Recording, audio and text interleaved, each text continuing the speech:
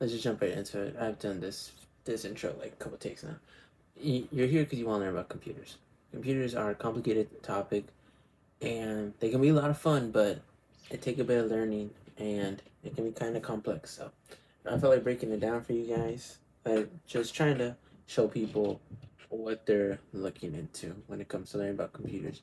I'm going to try to keep this video as brief as possible just to give you a rough understanding of what you're getting into. Computers are anything that can compute. Simple as that. A computer can be something as simple as a laptop, simple as a big desktop, or it can be as simple as one of those micro PCs you see online. A computer can be anything of sorts like that. But these are the main components you'll be seeing, obviously, in different form factors. Form factors are the size, the size of the computer, you could say. But I took apart a 2007 HP desktop for you guys, and I wanted to show it off to you guys so I could teach you guys the basics is that you need to know when it comes to learning about computers. I'm gonna try to avoid doing too many complicated edits. I may occasionally go to a PowerPoint. I may eventually like show photos. I may do stuff like that. But this video is just like I said, is just meant to help those get into understanding how computers work. Like I said, this is 2007 computer, so let's jump right into it. Let's start by taking this apart. I already took most of the stuff apart. If you guys want a bigger breakdown, let me know down below and I'll explain it. So I will take out these parts one by one and I'll explain it as we go. But a brief background as I do this. My name is Angel Osorio Bravo. I've been working with technology since I was a little kid. Or working may be generous, but I've played around with computers when I was younger. My family had an HP Windows XP computer. I remember it because I used to play a what was it called? A Hot Wheels game when I was younger. And so that was my first introduction to computers.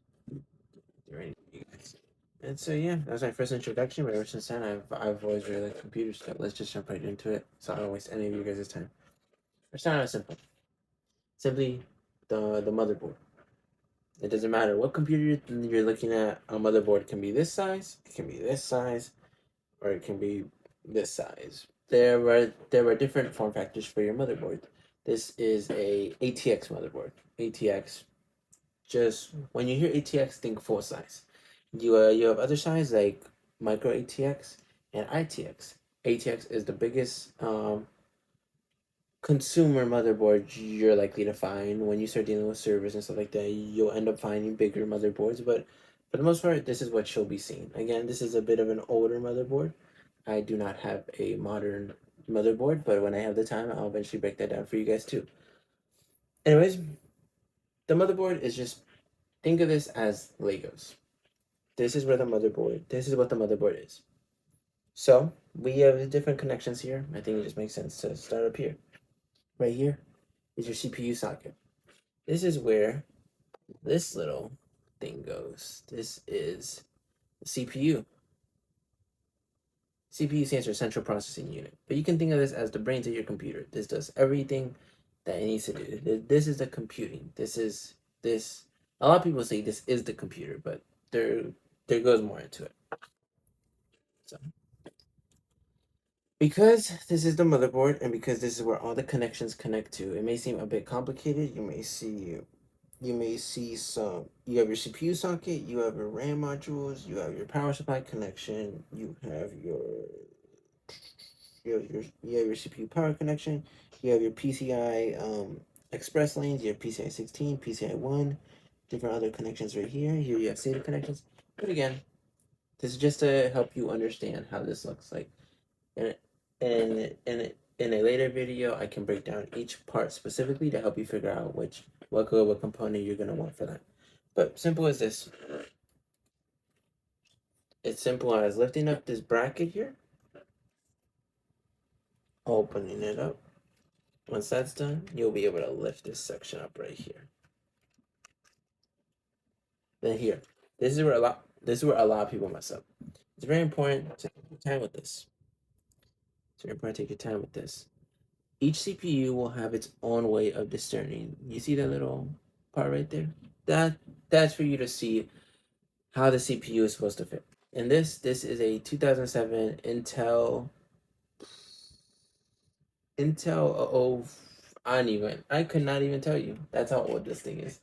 But so you won't be seeing this. Modern day computers, you'll see, especially in desktops, you'll be seeing Intel and AMD CPUs. The modern day Intel CPUs you'll be seeing are Intel i3, i5, and i7s. You may also see Pentium or Celeron, but those really aren't used in desktops. i5s, i7s, and i9s aren't. That's just a grade that Intel gave to give you a rough idea. What's important though is directly after these names, you may see 14 or 13 or 12, 11, 10. That number simply tells you the generation it comes. Directly following after that number, you'll see 900, 400, or 100. That's just supposed to let you know what type of model of the CPU is, you could say. For the Intel i3-13100F, that would be obviously an Intel i3, but it's the 13th generation of the i3. The generation of the CPU matters a lot. It's You can have an Intel i3 4100 if I'm not mistaken. However, that generation is the fourth generation that came out years ago. You should not be using that. And if you are building a modern day computer, you should not be using fourth generation Intel. However, if you see 13100, then you will know that's a 13th generation Intel CPU. Most modern day Intel CPUs will work fine. Again, it's just basic understanding. Anyways, going back on the Intel. Intel is, unfortunately for Intel, you can't just smack in whatever Intel CPU you want.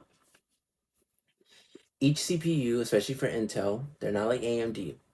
They have specific sockets, and their sockets only last a certain amount of time. When it comes to Intel, they typically only do 2 to 3 years of socket support. So let's say and I'll be using my own computer for an example. I run an i3-10100F, meaning it's the 10th generation of the i3 series of CPUs. However, that socket that is used is called LGA 1200. Intel CPUs typically have LGA. You have LGA 1151, you have LGA 1700, stuff like that. My socket is an LGA 1200, meaning only CPUs that fit LGA 1200, which is not including this one, will fit within my current motherboard. Can't just swap CPU sockets. Let's say this motherboard was an LGA 1200 socket motherboard, that means I could only fit 10th generation and 11th generation Intel CPUs within this motherboard. I know it's weird, but that's just how Intel made it. So, if you get a 9th generation Intel motherboard, what does that mean? You'll be able to get 10th generation? No. If you have a 9th generation Intel motherboard, that means you will only be able to use 7th generation, 8th generation, and 9th generation Intel CPUs. If you have a 6th generation Intel motherboard, you can only use 5th and 6th generation, and so on and so forth. You can see the patterns, typically only 2, maximum 3 generations. The newest, quote unquote newest, as I'm making this video, is LGA 1700. That socket currently supports 12th, 13th, and 14th generation Intel CPUs. However, if you are building a modern day computer, I would not advise you to pick out that socket specifically. Main reason because it's on its last leg. It is what we call a dead socket. Dead socket isn't mean that that your socket is gonna explode or that anything like that. My socket is considered a dead socket. LGA 1200 is a dead socket. What we mean by when we say dead socket is we mean that there are no more generations coming for that CPU. Meaning the highest grade CPU for that generation has already come out, and there are no further upgrade paths in the future. For me, that would be the i9-10900K. The KF or other variations of that, letters at the end of these number schemes can tell you a lot about the CPU. But point is, for the time being, they just keep this simple. I have a dead socket, meaning the highest grade CPU I could use is an i9 10900K. To help you keep track about what you about when you see i3, i5, i7, and i9, is Intel wants you to think that an i3 is meant for basic low end stuff, just web browsing, stuff like that. i5 are for more intensive processing tasks. i7, so on and so forth. i9, you're kind of crazy. You don't need that much power. But again, it purely depends on you. Point is, with LGA 1700, the highest generation you could go is 14th generation. So let's say you got a LGA 1700 motherboard and you want to put in a 12th gen Intel CPU. Awesome, cool. You now have an extra 2 generations of support. What does that mean? Let's say you throw in a 12th generation i5, right? Awesome, solid CPU. However, let's say later down the line, maybe in 2-3 years, you want to throw in a more powerful CPU. Awesome, you can throw in an i7 14th generation CPU. However, in recent times, these CPUs have been having instability, to say the least. Crashes, unreliability due to their high wattage usage. Personally, they're considered just an unstable CPU generation as of right now. Don't sue me, that's just how it is. So, what's your other options? Your other option is to use an AMD CPU. AMD CPUs are called Ryzen CPUs. Those have a different type of socket. The two modern sockets you are likely to encounter is an AM4 or an AM5 called socket. AM4 released in 2016 and is still supported to this day. Awesome, meaning you have a long list of CPUs that can fit within your current computers, which is really fantastic. If you have an AM5, however, that is a newer CPU and it's much more expensive. Much more expensive everything. It uses different types of memory. However, so does newer versions of Intel CPUs, like 12th generation or higher. But you're likely to find those type of sockets. You don't have to worry about memorizing LGA 1200, LGA 1151. Nah. You don't even gotta worry about that. Don't even worry about that. Again, though, this is just to help you understand what you're looking at. Point is, CPU socket. Your CPU goes in here, right? Let's open this thing right up. Make sure to align. Again, this is an old computer, so I'm kind of just treating it as just a little test. This is an older CPU. However, the principles still apply. Here on the motherboard, there are pins. You may not be able to see those pins. However, there are very small pins on this motherboard. It is crucial that you do not bend these pins. And when I mean crucial, I mean you will break your motherboard. There are ways to bend it back. However, I've encountered that when you bend a pin on your CPU or motherboard, you may want to reconsider some stuff. Point is though, don't bend. If there's anything on here, whether it's on your motherboard or anywhere else, how it came is how it should be. You rarely should ever bend something. If it's bent, unless it's a cable, you shouldn't bend it. This Intel CPU has no pins. The pins are on the motherboard for the connection. Point is though, we're gonna line up these points right here. You see at the top right? We're gonna line these up to align with our socket. It's important to try to get these lined up as nice as they can. I like to do a little wiggle test. It looks to be good. But we're gonna close the socket. This thing right here, this thing is what holds in our CPU. I'm gonna grab it like this so you can see. You see that? That that practically is the tension that holds down our CPU. Now, as you push this down, it's gonna feel like a lot of pressure. It's gonna feel like you're breaking this. But trust me, you're not breaking anything. You're gonna push it down and you're gonna feel it. I'm gonna let it launch up so you can see what kind of pressure we're talking about. Ah, that hurt. You see what I mean? This thing has a lot of pressure. So much pressure is so it even just knocked out the CPU from the socket. So it's very crucial that when you're doing this, try to do it in one go. Don't let it beat you. So we're gonna go like that. Make sure the CPU is in the right socket. Awesome. Do a little wiggle test. And drop down the cover. Then we're gonna drop this. And right here, you may not be able to see it, but right underneath there, there's a little cover. Then we're gonna tuck it right underneath. There we go. We just installed a CPU. This thing's ready to go. It's not. Another prime. Oh, and as I'm showing this behind here, one, this is cool design. Like, just be proud of yourself. This is something that's cool. Like, you should be excited and happy to do about this, because I know I am. This right here, this is your CPU bracket, you could say. The bracket for your cooler. Cooler, you could say. What do you mean a cooler? Does it already have that? No, CPU cooler is something, especially on desktops, you need to install, especially custom built desktops.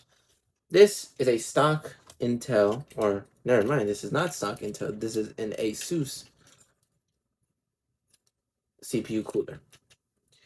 You're likely to find something like this similarly, especially if you get those lower end CPU, lower end you could say, because anything 12th and 13th generation, you have a pretty high CPU. I'm not gonna lie. But how this works is this is a heatsink. This heatsink absorbs the heat that comes from the CPU. These CPUs get hot, very hot.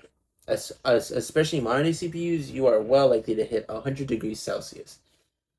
Now, you can do the conversion like that to Fahrenheit, those who want to, but that's hot. Like, I'm talking burn yourself levels of hot. So we gotta find a way to cool this down. And the way we do that are by coolers. Coolers come in two different forms. You have a liquid cooler and you have a air cooler. I personally, just for reliability's sake and because I don't like to mess with liquids near electronics, I've had bad experiences, I like air coolers more. They don't offer the same level of cooling. However, they are a lot easier to install and they are a lot more easier to fix in case something breaks. In this system right here, if this were to break right here, it's not gonna be this. This is the heatsink. This is what absorbs the heat coming from the CPU. The most likely failure point for this is gonna be the fan itself. This fan has a certain life. However, if this were to break, it's very hard to see. However, there are these little pins right here that help me remove this from the CPU, rather from the heatsink, to remove this cooler from the heatsink. So, in case this were to break, I could always just buy another CPU cooler, and when the fan breaks, I can just install a brand new fan. Or in this instance, if I really love this cooler for some odd reason, I would just switch out the fan, leave the heatsink, and boom, just a quick $20 upgrade change. However, if you have a liquid cool fail, there's a lot more failure points. I don't have a liquid cooler on set to show me. Not to show me, to show you about about the points of failure. But there are many more points of failure. However, you do have better cooling overall. And again, it does look cooler if that's an important factor to you. However, I will install this to show you. This is an iFixit toolkit I bought not too long ago to help fix a laptop. Most CPU coolers will come with these, of course. You have screws. How else are you gonna screw them down? Obviously. Well, not obviously, but pointless. The motherboard. If you notice, there are these holes right here. This is where I'm gonna install it. I can show you how this thing needs to be held down. Most times, these come with a lot of pressure. It's not as simple as just, oh, let me just tighten this thing down and la-di-da-di-da, like, we're good to go. No. These things sometimes require a lot of pressure. As any bit of air that is stuck in between the CPU can cause it to overheat. a lot. And when I mean a lot, I mean dangerously hot. Air within a trap, and there's trap space in between. Also, one more thing to add. Although yes, I'm installing this CPU cooler, you would not just install it like this. In between, actually, let me take it off so I can. That's yeah. In between this, we need to add something else. I know it seems like a lot, but you need to add something else. What are you gonna add? Thermal paste.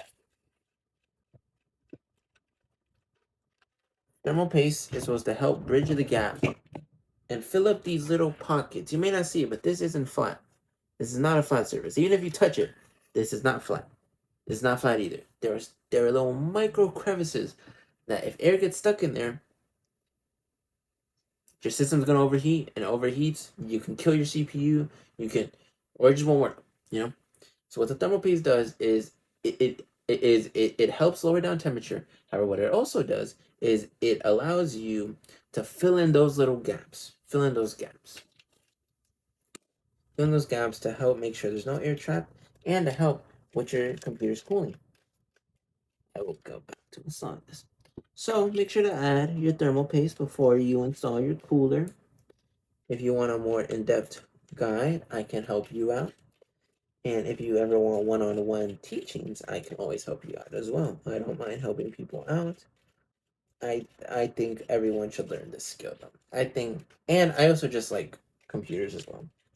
I think computers are such a fun thing to play around with. And so, oh, gotta push this thing down a little bit. There we go.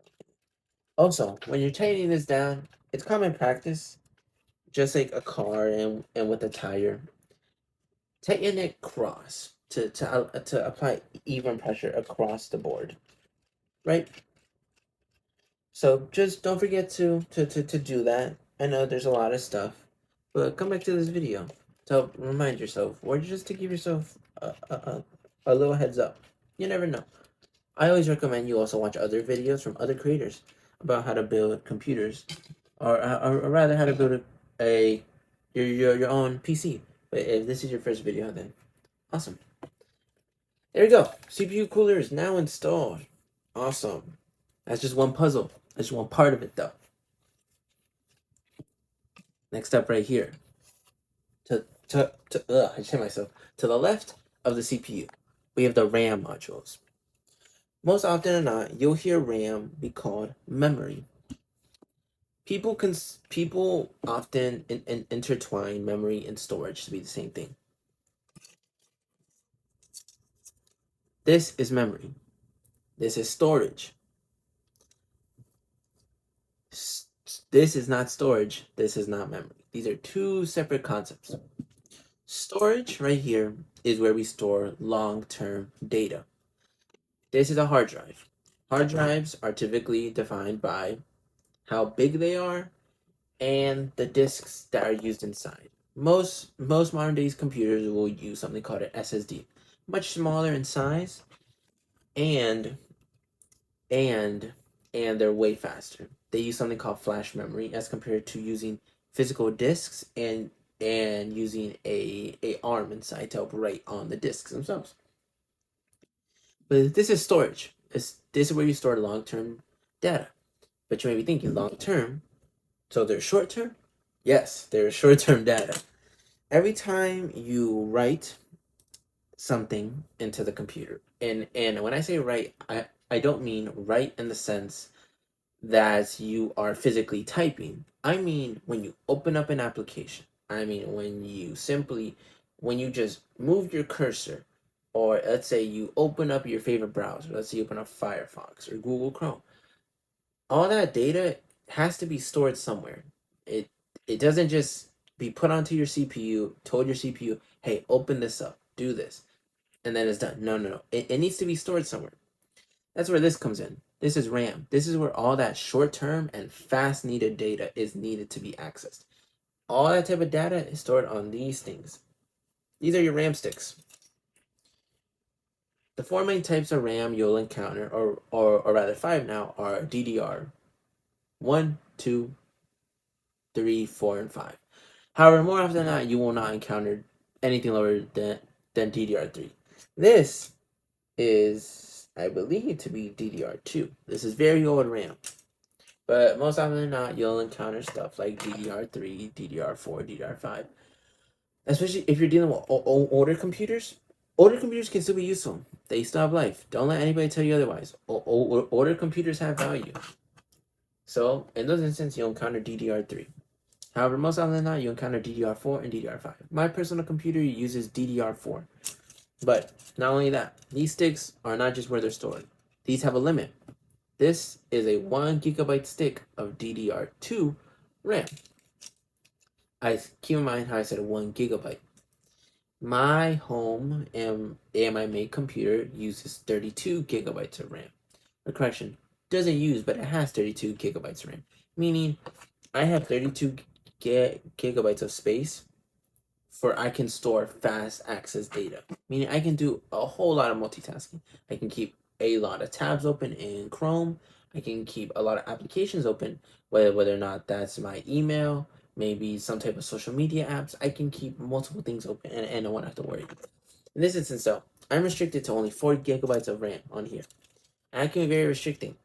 So if you're noticing bottlenecks or slowing down the computer, and you go into an application, especially if you're using Windows, called Task Manager, and you notice, my memory, because this is called memory. It's not called it's called RAM, but most often than not within computers, it's called memory, not storage. Memory. If you notice, memory says it's being used at 100%. That's because your RAM is maxing out, and you need to upgrade your RAM. Make sure to figure out what type of RAM you use. You can typically see within your task manager, and you click on memory, it'll be able to tell you. However, there are different RAM types. You have, this is just standard DDR whatever RAM, DDR2, 3, 4, 5. However, you have stuff called SODIMM. SODIMM are what you'll typically find within laptops. I recently made an upgrade to a family member's laptop where I needed to upgrade her RAM from 4 gigabytes to 8 gigabytes of RAM. So, however, and that obviously because it's a laptop, I can't fit these big size sticks of RAM. So what did I need to get? I needed to get DDR3, which is one generation higher than this, but the form factor is much smaller. Instead of being this long, it's cut down to maybe right here. However, it's much taller.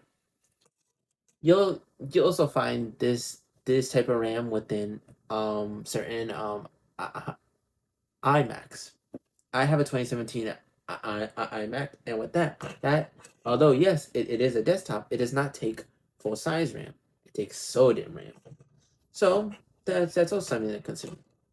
But this video is starting to get very long, and I don't want to bore you guys too much longer. So let's keep it moving.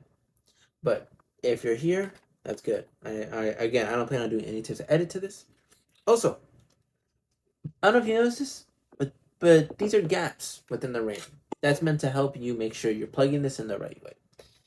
You may not be able to see it, but within the RAM, there are these little bumps right here. You're meant to align these bumps right here. Once everything aligns together, it's gonna feel weird, but you're gonna make sure everything's aligned up. Everything lines up together. Oh, you see that? It's not going in. Why? Because this thing is not aligned. So I'll flip it around. And as soon as I make sure to line it up together. Again, this isn't the best way to do it. After all, this is just a simple test. But once it goes in, and you see it going through both sides, this is gonna look bad. But you're gonna have to press down as hard as you can on it. Don't bend it. Again, if it didn't come bent, don't bend it. You're gonna press down. You're gonna press down on it until you hear that little click. There you go. There you go. Snapped in. We just installed a gigabyte of RAM. Now we're going to repeat the process. Typically, most of these things will have these little stickers, so you can use it. Obviously, let me just slide this in now, because I know that if the sticker is facing forward, that means that's how the RAM enters. But if you don't trust that, by all means, double check, make sure it fits inside. You're gonna fit this inside. Then you're gonna just press down on it. And then you're gonna press down on it. There you go. We're gonna do that 2 more times. 9 times out of 10, you aren't gonna be installing this many RAM modules. You'll typically just install 1 to 2, although typically you would want to install 2 be due to something called dual channel mode. That's getting into more advanced territories, but this is just a basic video to help you understand what goes on in your computers. And did I put this in right? I did. Okay. There you go. You see, there's a whole lot of pressure. Even for someone like me, I get scared sometimes when dealing with these computers. But that's completely normal, especially for newcomers. It's understandable to be a little bit scared. There we go. And so once these line up, you'll simply push it down, push it down, push it down. There you go. That clicks. Now one more click. Ooh, that did not sound good.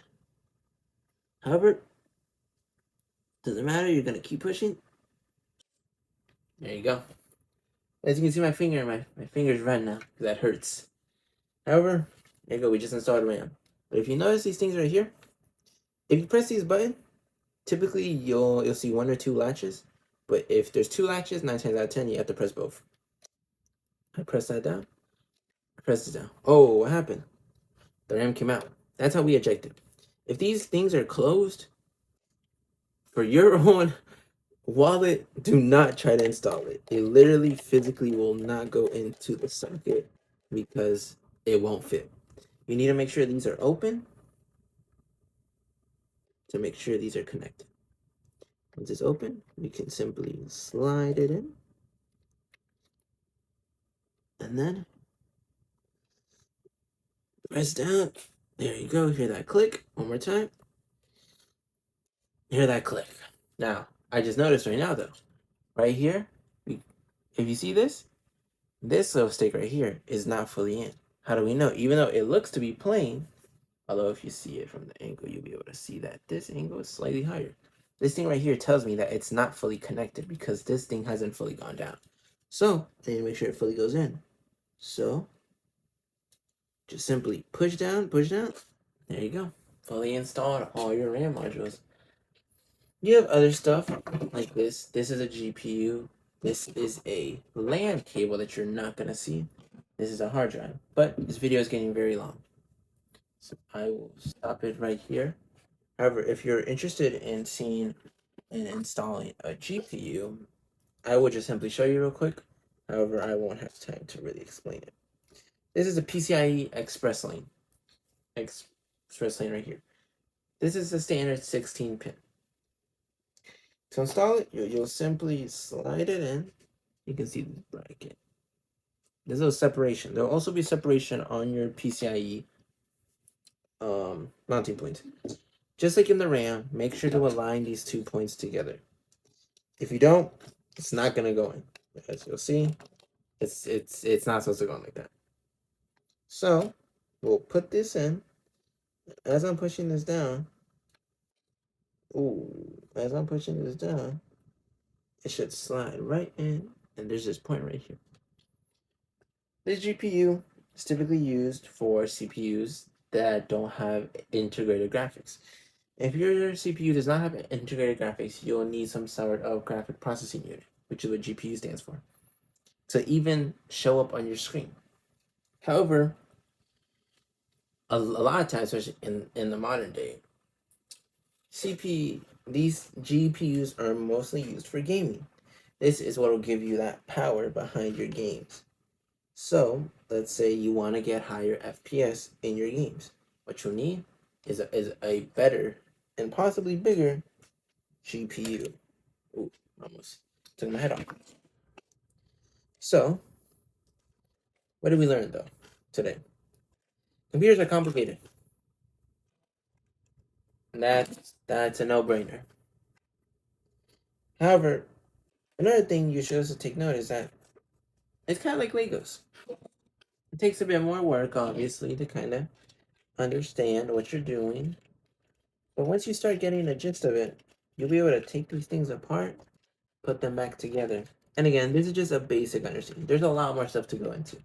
I could have gone into just for CPUs alone. I could have gone into their clock speed, their core count, their thread count, and whether or not the CPU is hyper threaded.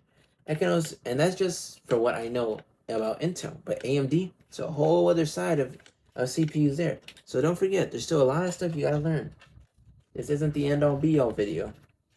However, it gives you a good brief understanding, you know.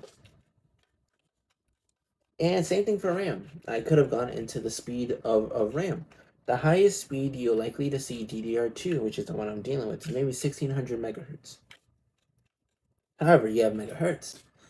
What if when you're buying the RAM it says it says mega transfer? What do you do then? What's mega transfer? What's megahertz? What is that? Still a lot, guys. There's still a lot of stuff you gotta learn. However, I'm here about. So if you have any more questions about this, I'll be gladly to help. And just let me know in the comments or DM me on Instagram, and I can help you out with any questions. But thank you for watching, and yeah, have a great day.